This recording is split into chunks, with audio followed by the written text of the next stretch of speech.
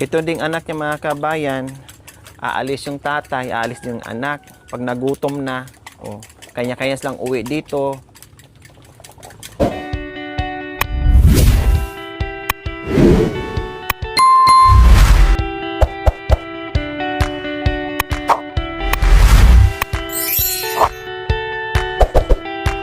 So ayan po mga kabayan, luto na po yung aming kanin. So magluto kami ng ulam. Kailangan natin ng kawali, Kuya Omi. Hugasan ko muna yung kaldero at ipatapon ko na yung ulam mga kabayan kasi pagbukas ko kanina maraming parang maliliit na langaw-langaw.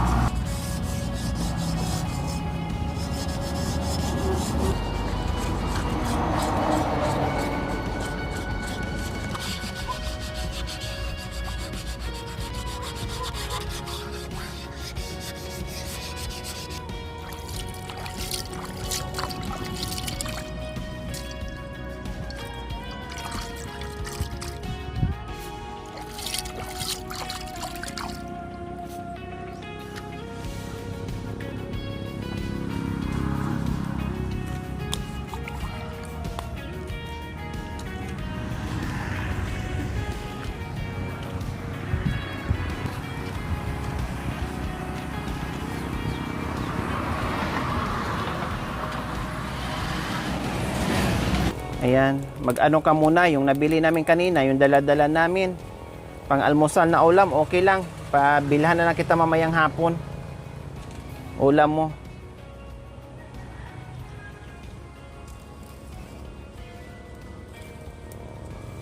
Sana yung panandok mo.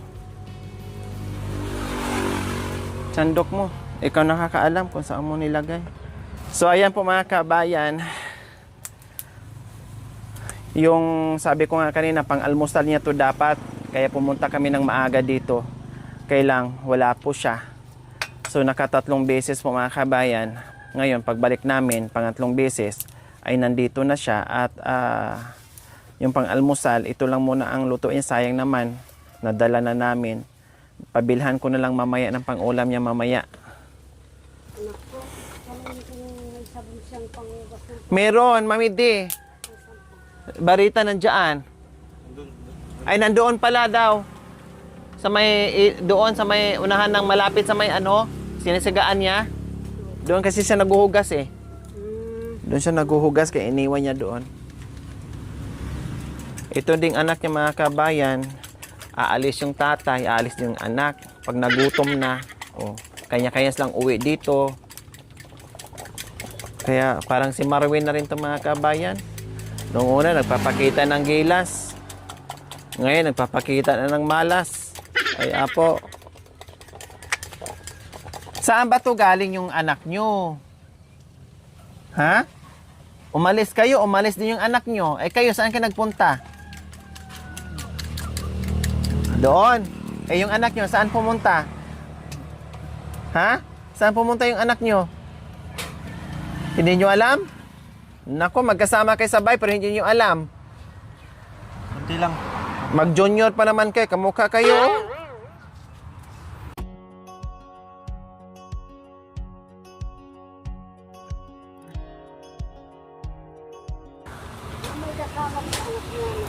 Opo, Mami D. Ay, hindi niyo po nakita yung anak niya? Hindi pa. Aday, nung pumunta tayo dito, kasama din niya. Wala man tayo nakita. Ay, hindi niyo po pala alam? Halika. Ayun, oh, dumating kanina pa. Ayan. Tayo. Ah, Sino ka? Ikaw ba yung nanay namin? Walang iya ka! Kung kailan malaki na ako, ngayon ka lang magpapakita. hindi mo Hindi kita alam. kilala. Ilang beses nang pumunta dito, hindi mo nakilala? Ika. Eh, Ikaw.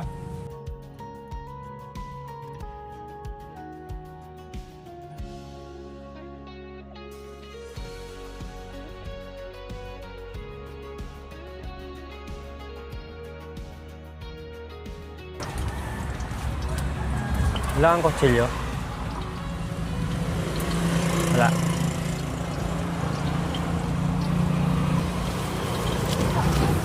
Ang ganda naman ng sponge mo, Mami D. Dahon ng kawayan. Paano po mga kabe? Nakita niyo naman kanina. Yung guantes nandoon, yung mga sponge nandoon, yung pot holder nandoon. Kumpleto Ricardo si Kuya Oming mga kabayan.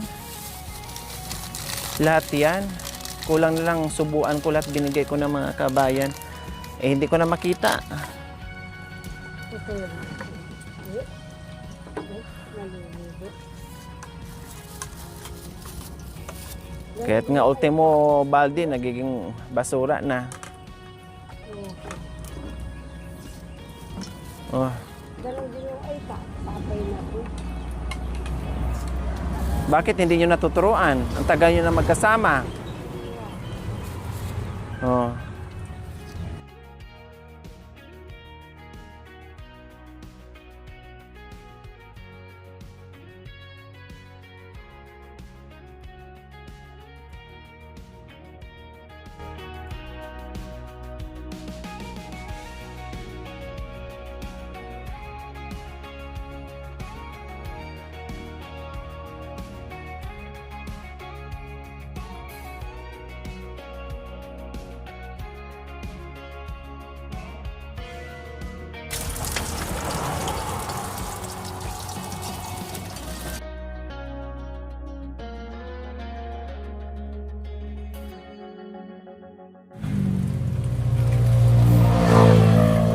Okay na po yan. Huwag yung sandukin pati yung mantika ha. Para hindi kayo mag-uulam ng mantika. Patik-tik yun ng konti.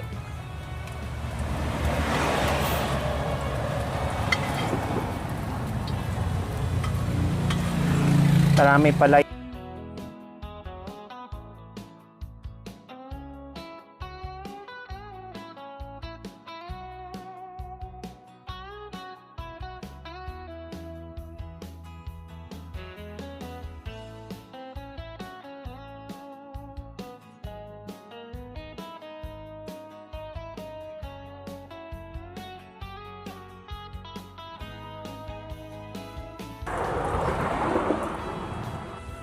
Okay na po yan.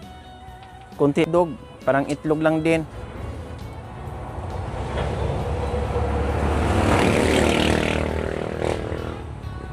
Oh, dandahan lang. Oops. Oops. Ouch.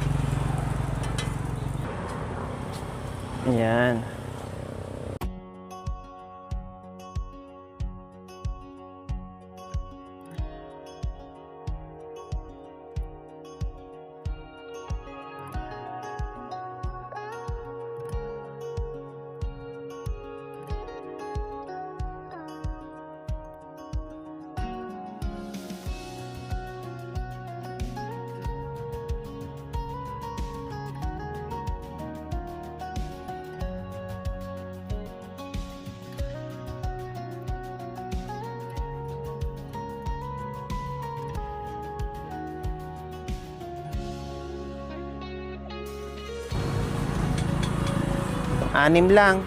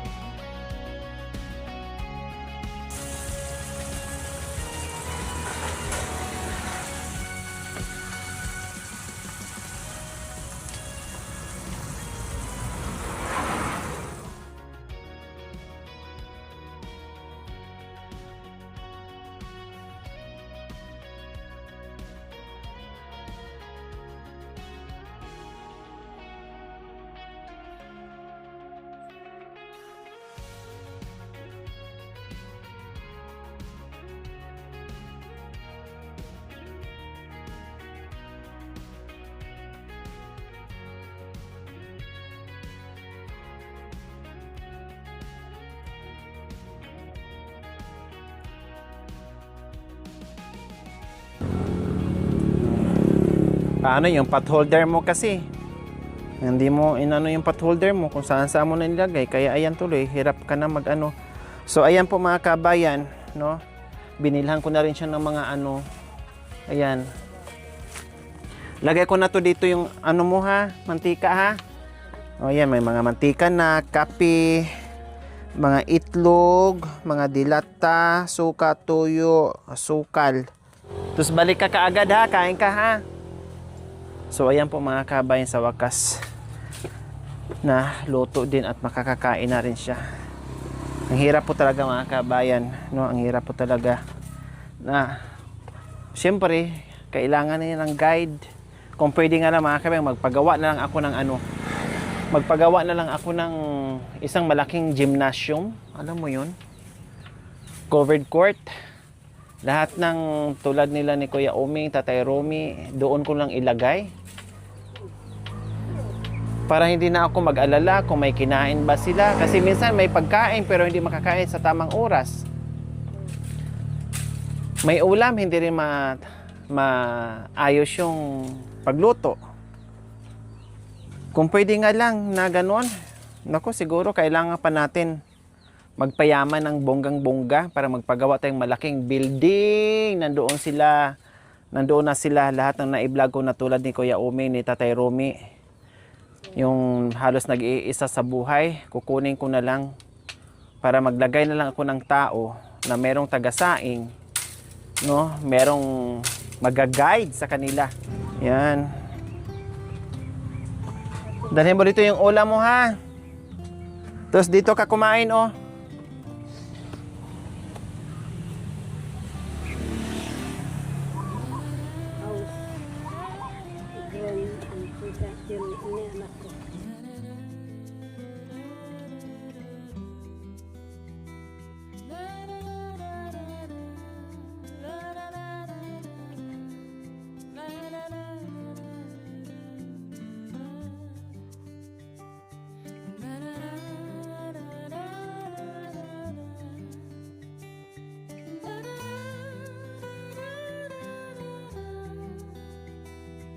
Asawa mong panglima mong asawa. Ayan. Oh. Oh, sige lang, kain ka lang. Wala yung isang building, puro aita. Oh. So ayan mga kabayan, kumain na si Kuya Oming. Feeling ko hindi pa to talaga nakakain. Kailan naubos yung ano mo? Bigas? Ha? Kailan naubos yung bigas mo? Ha? 3 araw na? 3 araw ka na walang bigas? 3 araw na daw siya walang bigas mga kabayan. Then lapa ang ano niya. ang kinain niya siguro sa loob ng 3 araw. Pero may nakikita naman akong mga kanin na siguro yan ang sa kanya yung tira-tira. Ayun may kanin pa nga dong napanis na tinabi niya doon. Kanin lang ako Gano'n ng nyug. Kaya nga. Siguro yung na lang siguro, yung lapa lang ang nakasurvive sa kanya sa pangatlong araw siguro ngayon mga kabayan. Ito, yung hotdog. Kuha ka ng hotdog. Sa'yo yan, walang ibang kakain. Bukas lang pala ako magpatid ng ulam ulit kasi ubusin mo muna yung mga ulam na yan. Masira na naman yan. Wala kang paglalagyan, ha? O ito hotdog, kumuha ka ng hotdog. Tuyo, itlog, pang almusal yung ulam mo dahil dapat kanina pa yung umaga. Wala kayo dito eh.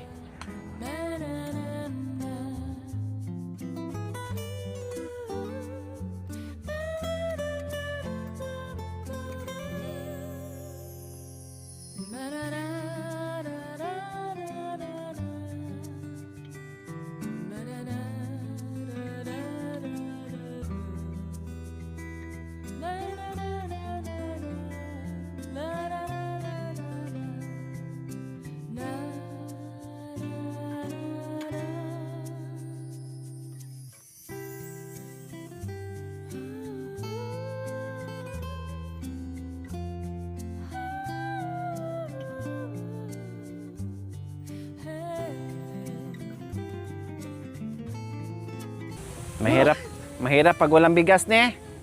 No? Magugutom talaga. Pag walang bigas. Kahit sabihin mong mayroon kang kinakain na laing. Kahit masarap pa yun. Pag walang bigas, walang kanin, wala. Iba pa rin ang kain mo dahil sanay tayo sa Sanay tayo sa may bigas tuwing kain. Yan ang nakasanayan natin. Kaya hindi talaga pwedeng maalis. Mahirap alisin yung bigas sa natin, yung kanin sa katawan natin dahil nakasanayan na natin yan. Kaya ngayon mga kabayan, talagang gutom si Kuya Uming. Biro mo, 3 araw ay walang bigas. Hindi naman kakayanin yon na puro lang gulay, lalo na kung matrabahoso ka, marami kang trabaho, nasa bundok ka, hindi uubra kung kung puro light lang ang pagkain.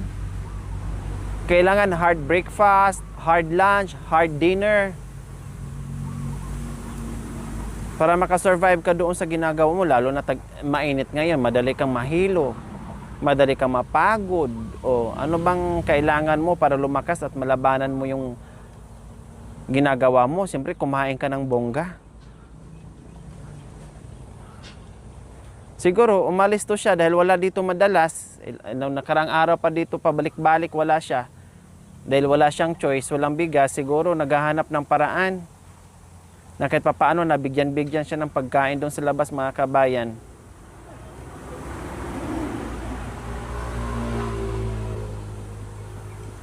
Hotdog, kuha po kayo ng hotdog, hindi nyo mauubos yan. Tapos may itlog pa doon, may mga tuyo pa doon.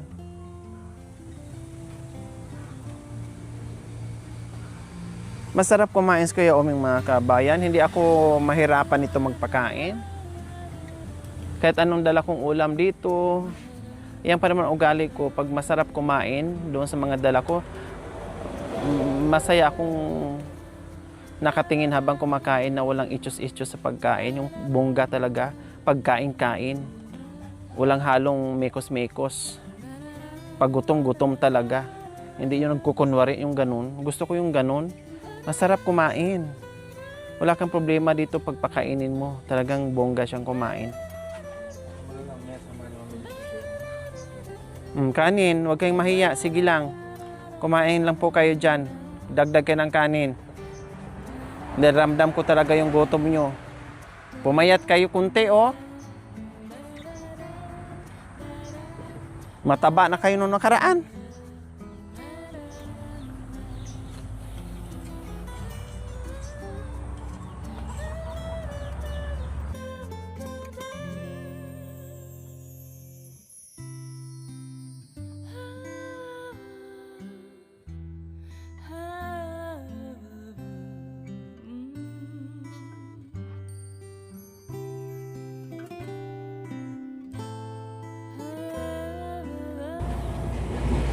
Magpakabusog kayo dahil dinalaw pa naman kayo ng asawa nyo. Dahil ikaw gutom, yung asawa nyo rin gutom na gutom din. Sa bongbing. Bombang.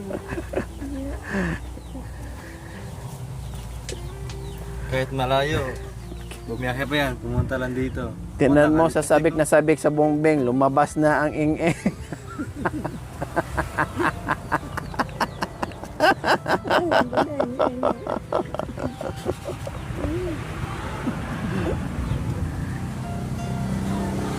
Siguro may mga isda rito malalaki. Hindi, mami. Walang isda dyan. Buaya meron dyan. Buhay ito siguro. Hindi naman siguro. May buaya yan, akala mo? Thank you for watching. Don't forget to like, share, and subscribe.